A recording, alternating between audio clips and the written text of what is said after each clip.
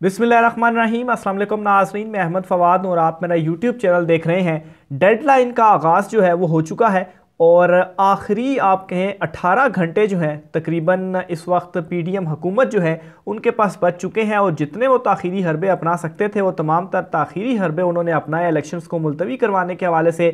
यहाँ तक कि गवर्नर केपी जो हैं उनकी जानिब से अभी तक इलेक्शन के हवाले से जो तारीख़ है वो नहीं दी गई और क्या जवाब दिया गया इलेक्शन कमीशन को, एक तो इसकी डिटेल में आपको बताऊंगा और कुछ सबूत हैं जो कि मैं आपके सामने रखूंगा कि ये मौजूदा हुकूमत जो है वो क्यों इलेक्शन से राह फरार जो है वो इख्तियार कर रही है, क्यों इमरान खान साहब से ये इलेक्शन में मुकाबला करने से कतरा रही है। तो ये एक सर्वे है, गैलिप सर्वे जो किया गया है और इसमें मुख्तलिफ सवालात जो हैं वो आवाम के सामने रखे गए हैं। मुख्तलिफ सर्वेज जो है वो मैं आपके सामने भी रखता रहता हूँ। बहरहाल ये बड़ा ज़बरदस्त जो सर्वे है और ख़ास तौर पर इसमें जो 3-4 क्वेश्चंस आवाम के सामने रखे गए हैं उससे मुकम्मल सूरत हाल जो है वो आपके सामने क्लियर हो जाएगी कि इस वक्त ऑन ग्राउंड जो रियलिटीज़ हैं वो क्या हैं और पीडीएम, आसिफ जरदारी सब जो है वो इलेक्शन से क्यों भाग रहे हैं।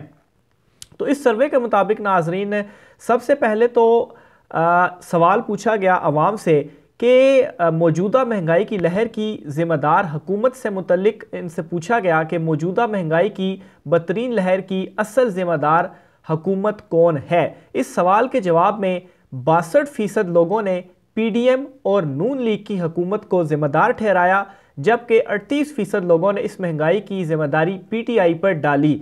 तो 62% लोग जो हैं वो एक तरफ और 38% लोग जो हैं वो एक तरफ, यानी कि इसमें बहुत सारे लोग वो भी हैं जो पहले हिस्सा थे या पहले जो है वो पीडीएम या पीडीएम की किसी भी जमात को सपोर्ट करते थे, वो भी अब किस साइड पर आ गए हैं, वो भी अब ये कहने पर मजबूर हो चुके हैं इस महंगाई की लहर से कि वो ही इसके असल ज़िम्मेदार हैं। बहरहाल इस नताइज के मुताबिक हैरानकुन तौर पर 38% ने पीटीआई को भी ज़िम्मेदार करार दिया। हालांकि जब पाकिस्तान तहरीक इंसाफ की हुकूमत थी, आज से 11 माह आप पहले देख लें चीज़ें कहाँ पर थी और 11 माह के बाद आप देख लें रिजर्व से ही आप अंदाज़ा लगा लें ऑलमोस्ट ख़त्म हो चुके हैं इस वक्त हमारे जो रिजर्व्स हैं। तो ये बुनियादी तौर पर उस सवाल का पहला जवाब है जो मैंने आपसे के सामने जो है वो रखा था कि असल में पीडीएम क्यों घबरा रही है। एक तो उसकी रीज़न ये है कि लोग एक तो महंगाई का इनको ज़्यादा ज़िम्मेदार समझते हैं।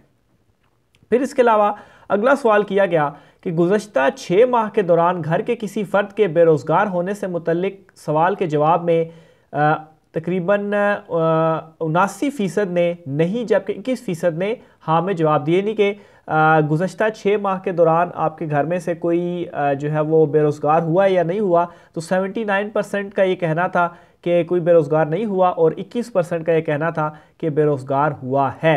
फिर इसके अलावा नेक्स्ट क्वेश्चन पूछा गया, बतौर लीडर इमरान खान से मुतल्लिक राय देने पर 40% ने बहुत अच्छी, यानी कि बतौर लीडर किया गया कि बतौर लीडर किसकी जो इस वक्त जो है वो सबसे ज़्यादा पॉपुलैरिटी कह लें या कौन सबसे ज़्यादा बेस्ट है, तो इसमें 40% ने ये राय दी कि इमरान खान साहब जो है वो बतौर लीडर बहुत अच्छे हैं। 21% ने सिर्फ़ और सिर्फ अच्छा का जो ऑप्शन था वो यूज़ किया और 18% ने बुरी का जो वर्ड है वो यूज़ किया और 19% ने बहुत बुरी राय का इजहार किया, जबकि 2% लोगों ने इस सवाल का जवाब नहीं दिया। इस तरह इमरान खान की जो नेट रेटिंग है वो 24% रही। यानी कि इस सर्वे के मुताबिक इमरान खान के बारे में आपकी क्या राय है, उसमें 61% जो है ओवरऑल अगर हम देखें तो उन्होंने इमरान खान साहब को अच्छा का जो ऑप्शन है वो दिया और 37% ने बैड का ऑप्शन जो है वो चूज़ किया। फिर इसके अलावा नवाज़ शरीफ के बारे में भी जो राय है वो ली गई और इसमें नाजरीन सिर्फ़ और सिर्फ 14% जो लोग थे उन्होंने बहुत अच्छी का जो ऑप्शन था वो चूज़ किया और 22% ने अच्छी, 23% ने बुरी, 36% ने बहुत बुरी राय का इजहार जो है वो किया, जबकि 4% लोगों ने जवाब ही नहीं दिया। अब आप इसको थोड़ा सा ये टेक्निकल सा चूँकि क्वेश्चंस किए गए हैं, अच्छी, बहुत अच्छी, फिर बुरी, बहुत बुरी। तो इसमें जो बहुत अच्छी का ऑप्शन था वो सिर्फ और सिर्फ इमरान खान के लिए 40 और अच्छी जो है वो 21। तो बाद में उन्होंने इन दोनों को मिक्स करके 61 जो परसेंट मैंने आपको पीछे बताई उनको, वो जो है वो इन्होंने निकाली। तो इस हिसाब से नवाज शरीफ का जो बहुत अच्छी वाला 14 और सिर्फ अच्छी वाला 22, जबकि 23 और 36% जो है, यानी कि सबसे आखिरी ऑप्शन जो बहुत बुरी था उसमें नवाज शरीफ को 36% लोगों ने जो है वो राय दी। तो इन्होंने खैर ये टेक्निकली थोड़ा सा मार्जिन जो है वो यहाँ पर नवाज शरीफ को मिला है, लेकिन इस मार्जिन के बावजूद भी जो परसेंटेज बनती है 59% लोगों का नवाज शरीफ के लिए बुरी और 36% ने अच्छी का वर्ड जो है वो इस्तेमाल किया है। इसके अलावा बिलावल भुट्टो के हवाले से भी राय जो है वो पूछी गई। बिलावल भुट्टो के बारे में पूछा गया कि बिलावल भुट्टो के बारे में आपकी क्या राय है। तो इसमें भी जो है वो ओवरऑल अगर आपको बताऊं तो परसेंटेज ऑफ 57% जो है वो बुरी और 36% अच्छी, और इसमें भी 11% जो है वो बहुत अच्छी और 25% सिर्फ अच्छी। तो ये 11 और 25 अच्छी और बहुत अच्छी मिलकर 36 बनते हैं, जबकि 31% बुरी, फिर उसके बाद 26% ने बहुत बुरी, और फिर 6% ने इसके ऊपर जवाब जो है वो नहीं दिया। तो इस तरह 57% बिलावल भुट्टो का बनता है। मरियम नवाज के बारे में जब पूछा गया तो सबसे टॉप पर मरियम नवाज रही, और बुरी का लफ्ज़ मरियम नवाज के लिए यूज़ किया 61%, जबकि अच्छी जो है वो सिर्फ और सिर्फ 34% लोगों ने इस्तेमाल किया।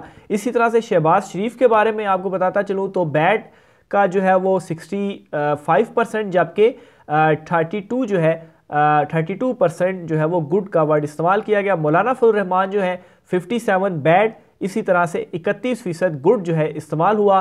आसिफ जरदारी के बारे में भी पूछा गया, तो आसिफ जरदारी के हवाले से बैड का लफ्ज़ जो है यानी कि बुरी वो 67 और सिर्फ 27 जो है वो गुड का लफ्ज़ जो है वो इस्तेमाल किया गया। इसके अलावा मज़ीद भी कुछ सवाल पूछे गए।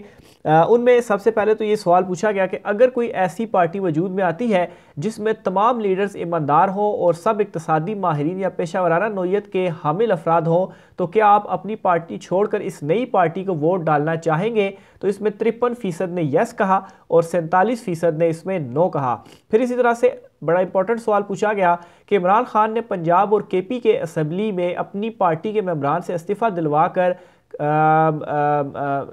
नए इंतखाबात का मुतालबा किया। क्या आपके नज़दीक ये एक दुरुस्त फ़ैसला है या नहीं? इस पर आप की हिमायत करते हैं मुखालफत? तो 57% ने हमायत और 43% ने इसकी मुखालफत में वोट जो है वो दिया। इसी तरह से आखिरी सवाल एक पूछा गया, आपके ख्याल में क्या नवाज शरीफ को अब मुल्क में वापस आ जाना चाहिए?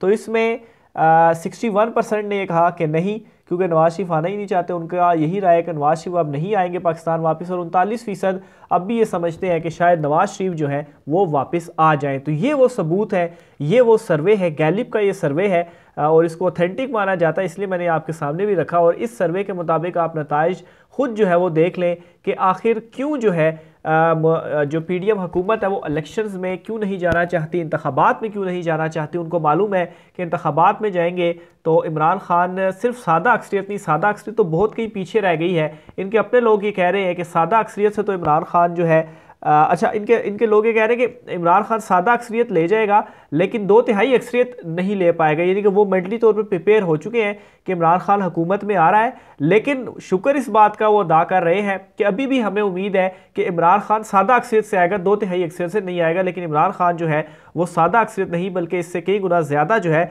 वो वोट हासिल करेंगे। केपी गवर्नर के हवाले से आपको बताता चलूँ, ताखीरी हरबे उनकी जानिब से इस्तेमाल किए जा रहे हैं। उन्होंने इलेक्शन कमीशन के लेटर का पहले तो जवाब नहीं दिया कि सेक्रेटरी आएंगे मंडे वाले दिन और वो आकर लेटर ओपन करेंगे। फिर उसके बाद मंडे वाले दिन क्या हुआ, लेटर जब ओपन हुआ तो जवाब ये दिया जाता है कि इलेक्शन कमीशन जो है वो आकर हमसे 7 या 8 मार्च को मुशावरत करे इन 2 डेटों के अंदर, और फिर उसके बाद हम मुशावरत से जो इलेक्शन की तारीख है वो ऐलान इसका करेंगे। तो अभी तक जो इलेक्शन की तारीख है वो केपी के हवाले से नहीं दी गई और डिलेंगी। इस वजह से मैं कह रहा हूँ कि अगर केपी की जानिब से पहले डेट दे दी जाती तो केपी और पंजाब के दोनों सूबों के इलेक्शन एक ही तारीख को हो सकते थे। शेड्यूल 54 दिन का दोनों में एक ही डेट में जो है वो आ सकता था, लेकिन चूंकि इन्होंने इलेक्शन डिले के हवाले से बहाने बनाने हैं तो इस वजह से अब चूंकि केपी का मजीद डिले हो गया है तो अब दोनों सूबों में इलेक्शन एक ही दिन नहीं हो पाएंगे। तो ये आगे चलकर इस चीज़ को भी यूज़ कर सकते हैं कि देखें अब दो सूबे हैं, दोनों सूबों में अलग-अलग तारीख को इलेक्शन जो है वो हो रहे हैं और फिर इसी तरह से कौमी के अलहदा हो रहे हैं, बाकी सिंध और बलूचिस्तान में भी अलहदा हो रहे हैं। तो ये एक बहाना, ये आप देखिएगा मेरे आप जो अल्फाज है अपने जहनों में रखिएगा कि आगे जब भी ये कोई गड़बड़ करेंगे तो ये चीज़ जो है ये लाजमी सामने रखी जाएगी कि देखो दोनों सूबों में भी अलहदा, कौमी में भी अलहदा और जो दो सूबे सिंध और बलूचिस्तान जहाँ पे अभी असम्बलियाँ तहलील नहीं हुई वहाँ पर भी अलहदा तारीखें हैं। तो ये बहुत ज़्यादा हमारा बजट जो है वो खर्च हो जाएगा। तो कोशिश यही कर रहे हैं कि घेर घार के किसी तरह से इलेक्शन डिले करके एक तारीख में जो इलेक्शन है वो हो जाए। इमरान खान साहब के ऊपर आज उन्होंने एक ट्वीट भी की है, मजीद 2 नए मुकदमात उनके ऊपर दर्ज हुए हैं और इन मुकदमात के साथ 76 तादाद हो गई है जो इमरान खान साहब के ऊपर इस वक्त दर्ज किए गए हैं। 76 मुकदमे जो है इमरान खान साहब के ऊपर दर्ज हो गए हैं। ये भी इट्सेल्फ इमरान खान साहब के हवाले से एक रिकॉर्ड है कि इतनी बड़ी तादाद में मुकदमे हुए हैं। फिर इसके अलावा 24 मुकदमे रह गए हैं, अगर 24 और भी हो जाए तो सेंचुरी इमरान खान साहब की मुकदमों के हवाले से भी पूरी हो जाएगी। तो ये आज का व्लॉग था, मज़ीद डिटेल में आपके साथ शेयर करता रहूँगा। राय के साथ कीजिएगा। मुझे इजाज़त दीजिए, अल्लाह हाफ़िज़।